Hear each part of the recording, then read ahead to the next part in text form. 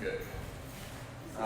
So we're going to try and end a little early, but since I don't have my phone, I don't have a way of keeping track of time. So we need to end by 9:40 so that anyone who wants to run home before the service can do so. Okay, so that means that we may not get to everything today, and if we don't, that's okay. We'll get to it next week. In fact, I've already pushed some of this off. I was going to talk not just about the Ramayana and the Mahabharata today, but I was also going to talk about the Bhagavad Gita today, and I realized that's just too much. There's too much to cover, so I'm pushing the Bhagavad Gita to next week, and we may have to push the Mahabharata to next week also.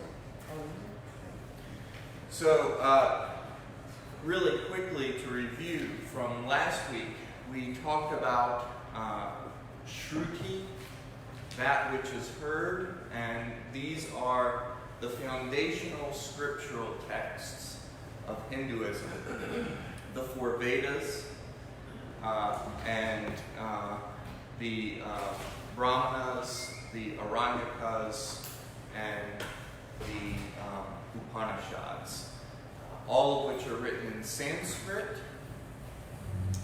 and all of which were written down by the Brahmins, the priestly class in the caste system, and basically written for Brahmins. I mean, they're written for anyone who's twice born, and if you remember, twice born means that maybe 15% of the population, at least in the ancient world, I think it's even smaller now, who were either Brahmins or Kshatriyas or Vaishyas, that is, priests and philosophers and theologians, or rulers and warriors, or folks in the merchant class who were able to go through this ritual, coming of age ritual,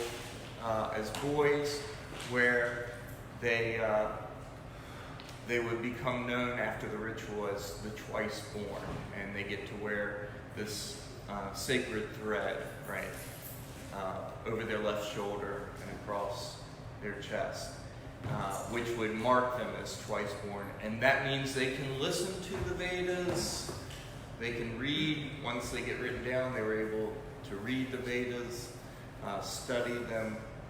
So, for example, and that was just for this small section of the population. Now, some parts of the Vedas were known, in a sense, by the lower caste, the Shudras, because parts of it were recited during rituals, when some kind of like a marriage ritual or funeral ritual or something like that, when a Brahmin would come and recite parts of the Vedas for that. But that would be the only time, and they weren't, it's not for study.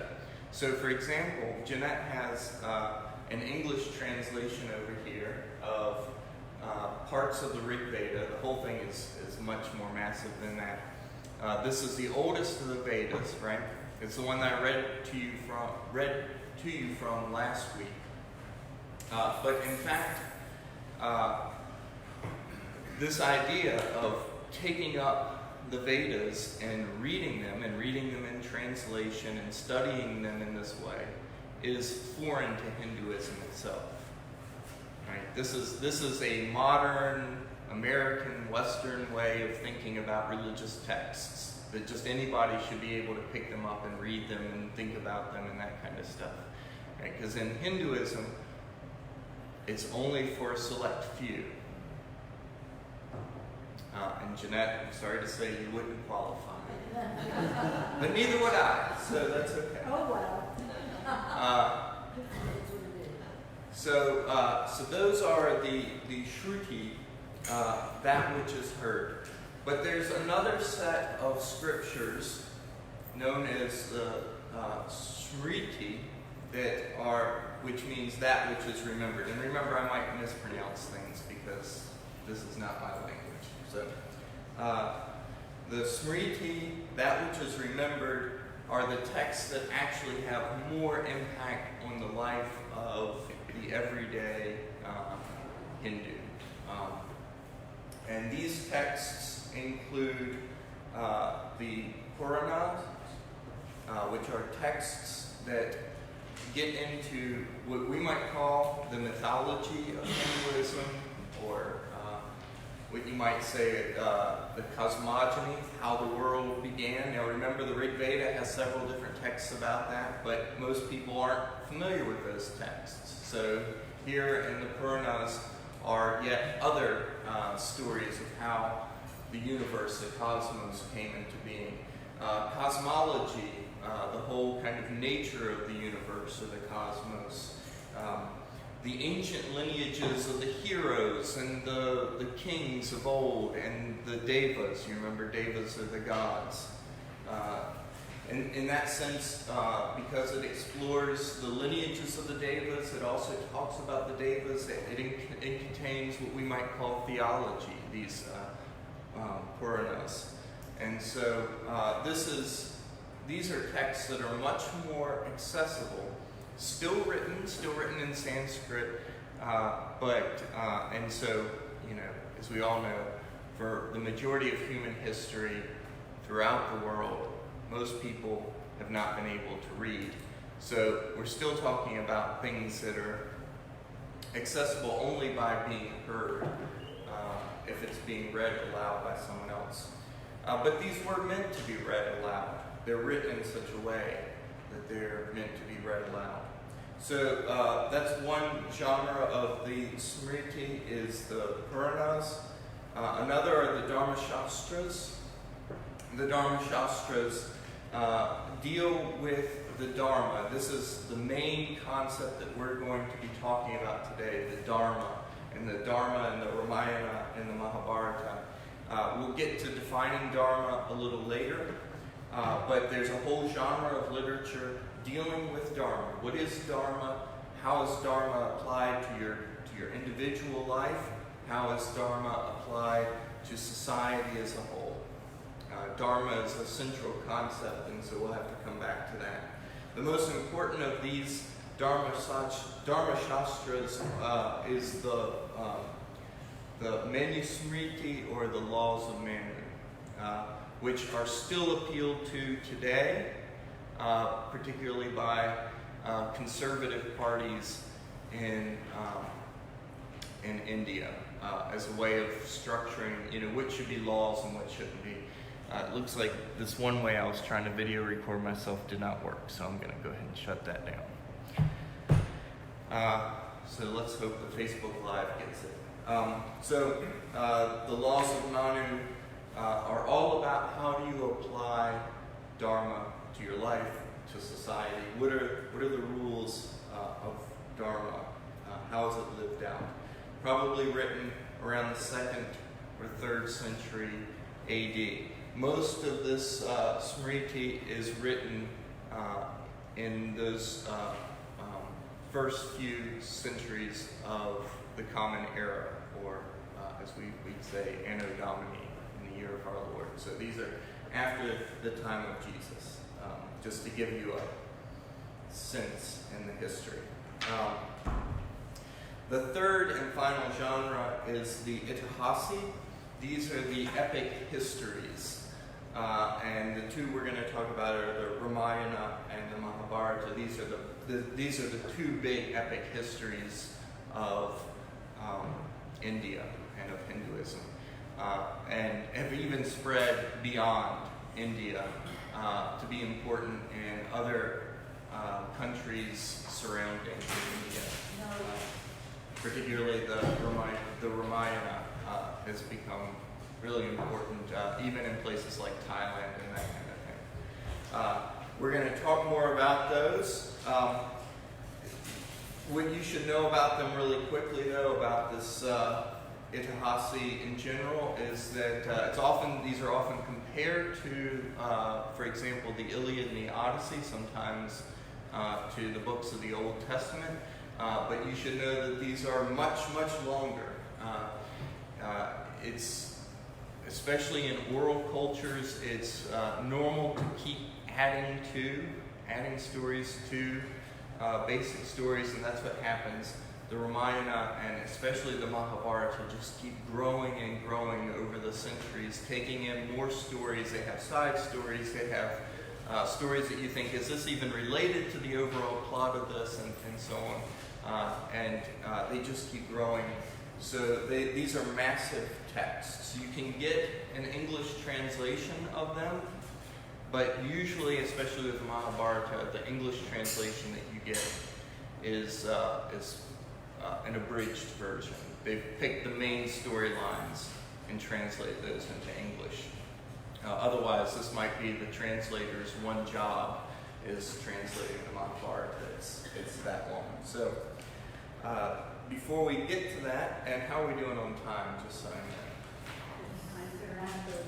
Okay, so we've got 10 minutes. All right. Before we can get to it, let's talk a little bit about the theology and cosmology of the Smriti. And you've probably heard it said that Hinduism has 330 million gods, right? I don't know if anybody's ever done a count.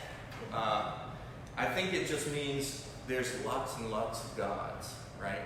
You remember that there were originally 33 Vedic gods, 33 gods mentioned in the Vedas, and then if you just, tack on, 100 million, well, anyway, then you end up with your 330 million Devas. That's because those Vedic gods, that pantheon gets combined with all of these local gods throughout India. They just get pulled up into that pantheon. So the gods of the Adivasi and the gods of the Indus Valley Civilization, all of these local gods spread throughout this subcontinent just get pulled into the pantheon. So you have this huge pantheon of devas. And you remember we talked about the important ones in the Rig Veda last week. We talked about folks like Indra and Agni and Soma and Varuna, Yama and Rudra. Names that might not be very familiar to you. Because by the time of the Smriti, these gods have kind of been eclipsed by other gods that have become more important. In particular, there is what's sometimes called the Trimurti. The Trimurti of gods, three gods who are considered the three kind of cosmic or celestial devas. Brahma, not to be confused with brahmins, the priest, or with Brahman, which is something else that we'll get to a little later, and probably next week. Certainly the week after that, if not then. But Brahma, the creator of the cosmos, Vishnu, who sustains the cosmos and is the guardian of Dharma, and also will come into the world, be born as a creature, often a human being, to help get the Dharma back on track. And so he has avatars, which we'll talk about. And then Shiva. Shiva is the deva of destruction and renewal, right? So at the end of the 4 ages of the world, of the cosmos, it will have to be destroyed, and then it will, just like people, as we'll see, die and are reborn, the whole cosmos will die and be reborn. And that's the job of Shiva. Shiva comes from a combination, perhaps, of Rudra, if you remember Rudra from the Vedic gods, the god of kind of violent wind and storms, and also there is some iconography from the Indus Valley Civilization that looks like some kind of early form of Shiva. So maybe a combination of this Indus Valley god and the Deva, Rudra get combined, and that's where Shiva comes from. Shiva's home is in the Himalayan mountains, which you know are just north of India. Vishnu is going to become our focus, and really Vishnu and Shiva are the ones that get much more attention than Brahma. Now, I think from our perspective, because we think about God, the Father Almighty, who created heaven and earth, we want to make Brahma really important, right? It's the creator. But in Hinduism, Brahma is not very important. From what I've read, there's only one temple to Brahma in all of India. There's thousands of temples to Vishnu and his different avatars. There's thousands of temples to Shiva. One temple to Brahma. And so he's just not that important. And in fact, some of the mythology around Vishnu, some of the stories, the legends around Vishnu is that, in fact, Vishnu is a sleeping deva, and out of his navel, that is, in his dream, comes Brahma, and Brahma creates the cosmos. So in a sense, Brahma is just a demiurge. He's a lesser kind of God, just doing the work of creating, and all of it is within the dream of Vishnu. So that's what at least devotees of Vishnu might say. One other thing you should know about these gods is that in their temples they are always pictured in the iconography and the statuary along with their consort. That is their goddess queen, their Devi. You never see these devas without their Devi along with them. There are some Devi, there are some goddesses who show up though without their consorts or without any consorts, and we don't have time to get into that today, but maybe later. But the male gods, the Devas, never show up without their consort. So I've talked to you already about how there's a cycle of the cosmos, how there are ages. There are 4 ages. These are known as the yugas. And again, this comes out of the Puranas, the 4 yugas. The first one is the Satya or Treta Yuga, which is the age of perfect Dharma. Everybody does what they're supposed to. It's a golden age, right? Nothing goes wrong. The second one is the Treta Yuga. This is an age of slightly less perfect Dharma. There's a little bit of adharma in the world. There are some people, there are some creatures who are not living according to the Dharma during this time. And so Vishnu has to come into this time to set the Dharma straight. And he has to come as an avatar. And his avatar in this time is Ram or Rama. And so the Ramayana, Ramayana happens, not putting the emphasis in the right place, happens during this yuga, during this age. I think I know what they're looking for, so let me... Is this what you're looking for?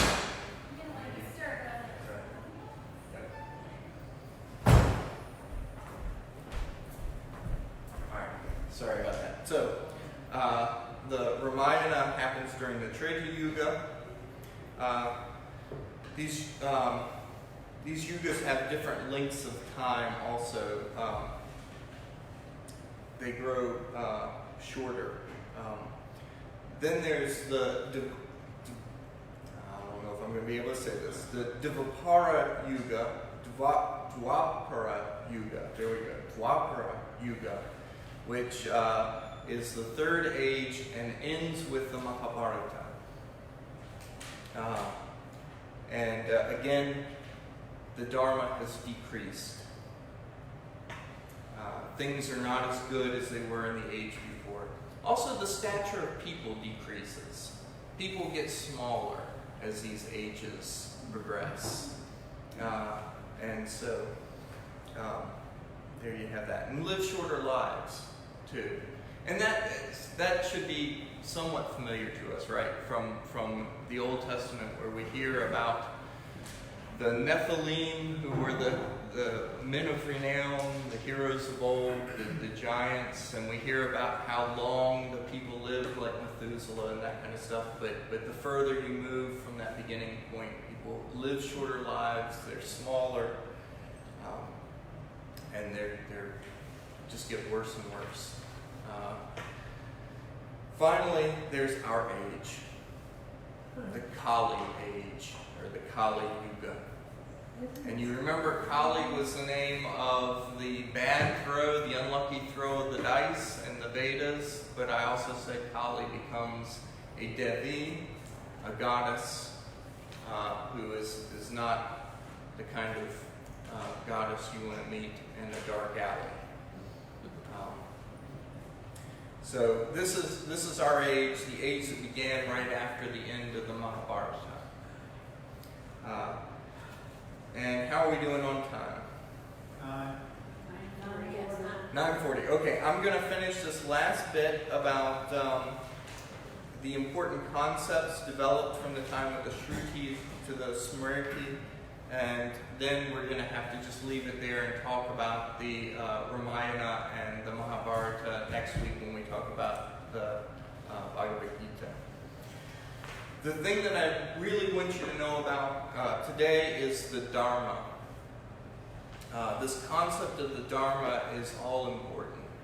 And I've got here some words that might be attached to it, words like duty or law, right action, harmony.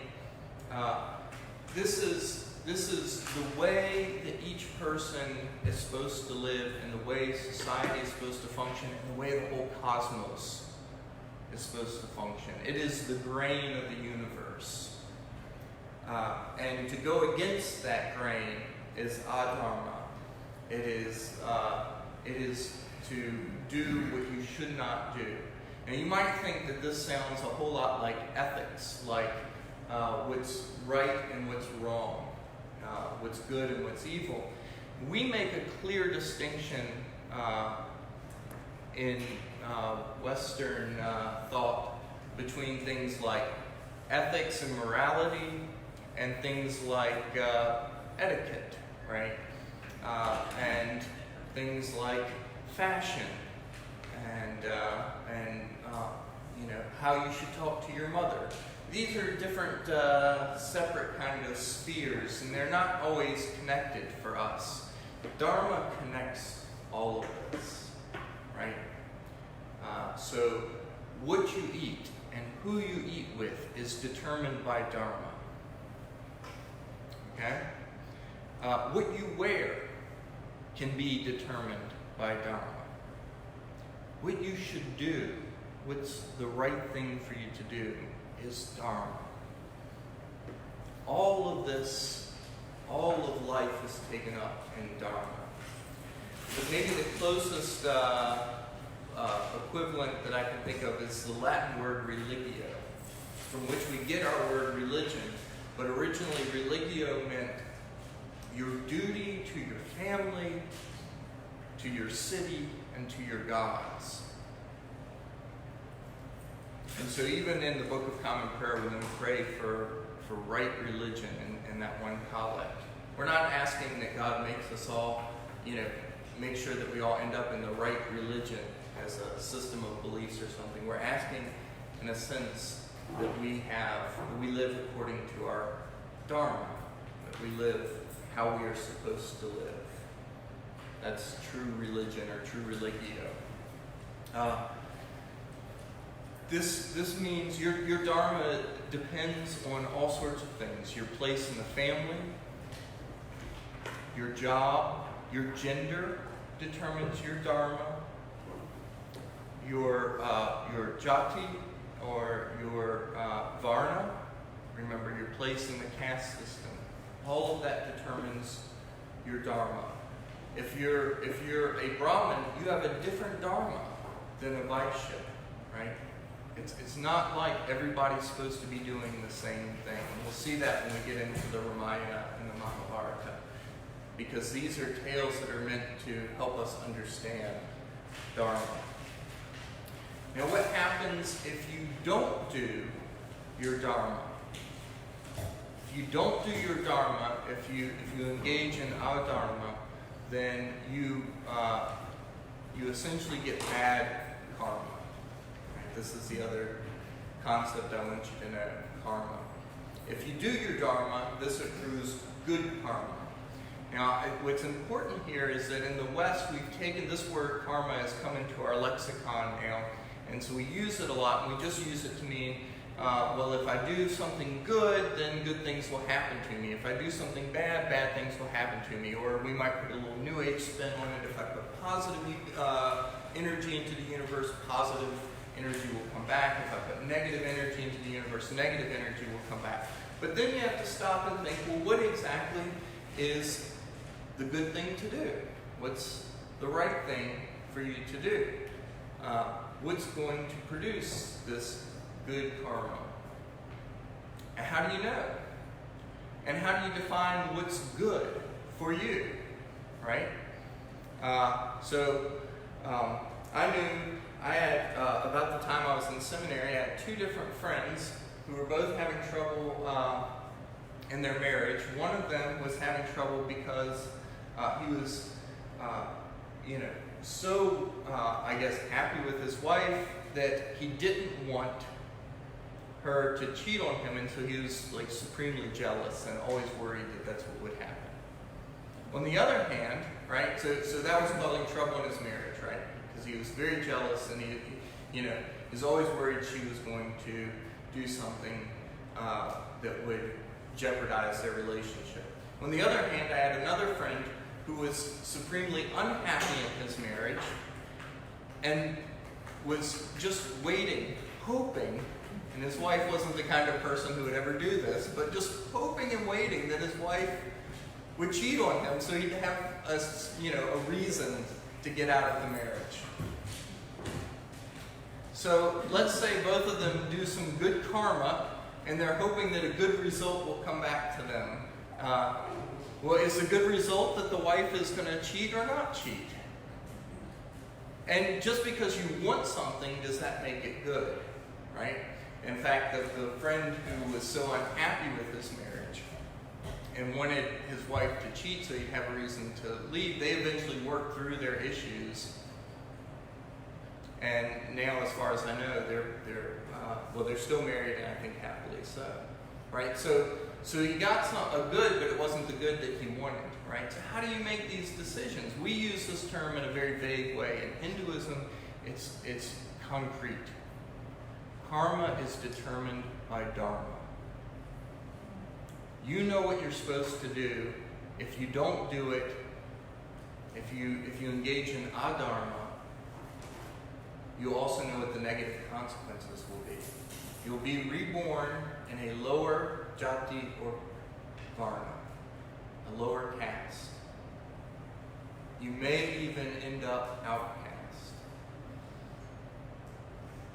So that's the way karma plays into this. It can either lead you up the caste system, or it can lead you down. Where do the cows come in? Where do cows come in? We'll get to that. But you know that if you say, I'm holier than thou, that's okay in India. Just don't say I'm holier than a cow, right? It's a terrible joke. All right. So let me wrap this up really quick. So we've talked about Dharma, we've talked about karma. So I just talked to you about lives, that you might be reborn, and that brings us to the last two concepts you need to know about. And the first is Atman and Jiva. These words are used differently in later literature, but in the earlier literature, they seem to be used interchangeably for the self, for the soul. And the idea is, remember, in the Vedas, there's no concept of reincarnation or rebirth, but by this point, by the Smriti, there is a concept that the Atman or the Jiva will pass from one body to the next. We'll take one, it will be born anew. And really they called it redying, not being reborn, but redying, because it's not a good thing that you're reborn. You don't want to be, eventually you want to get out of this cycle of being reborn, because every time you're reborn, it means you have to die again. And who wants to die? Imagine multiple deaths. You just have to keep being born to die all over again, over and over and over. That's not what they want. That's the cycle of samsara, and they want to be freed from that. And so you don't just want to make your way up the caste system, but eventually you want to be reborn into a life that does not end, an everlasting life in, I forget the name of it, but a kind of heaven-like place with Vishnu. Now, there's other concepts that are going to come along later, like moksha, but we'll talk about that next week. For right now, in this stage, you want to get to the point where you're reborn in a life that does not end in death. And we're going to have to stop there, so we'll talk about the Ramayana and the